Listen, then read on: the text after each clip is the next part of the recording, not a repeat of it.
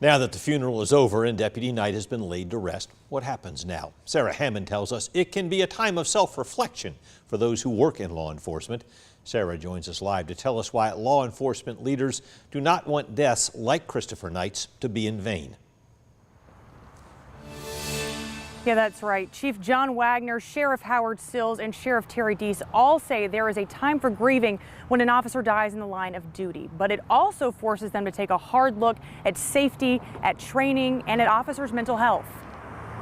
Deputy Knight's death feels all too familiar to Putnam County Sheriff Howard Sills and Peach County Sheriff Terry Deese. Both men have lost deputies in their agencies. First thought, and I actually get emotional, it's a deep pain.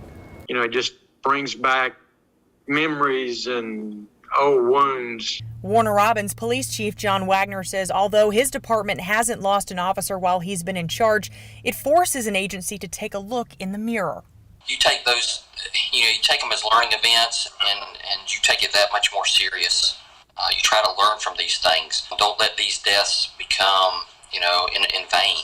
That you're able to take something away from it. Deese agrees, but says some situations you just can't train for. We look at our training, we look at everything we can possibly look at. You really look in the mirror and start looking to see, is there something we as an agency can do to see that doesn't happen again. All three men say people considering a career in law enforcement may see situations like this and change their mind. Sills says that is not what you want when you're already in a hiring crisis. Listen, we can't hire anybody now. We're the 47th lowest paid state in the nation when it comes to the compensation of law enforcement officers. And then every time you have one of these, you're usually going to have somebody decide, I'm getting out. He says some people just don't think the emotional toll, the physical toll, or the risks are worth it.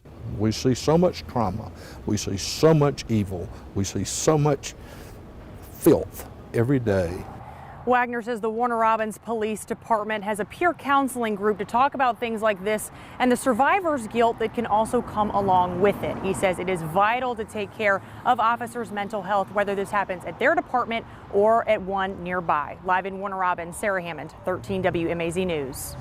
All right, thank you, Sarah. All three men Sarah talked to say even though Christopher Knight did not serve in their departments, his death still hurts.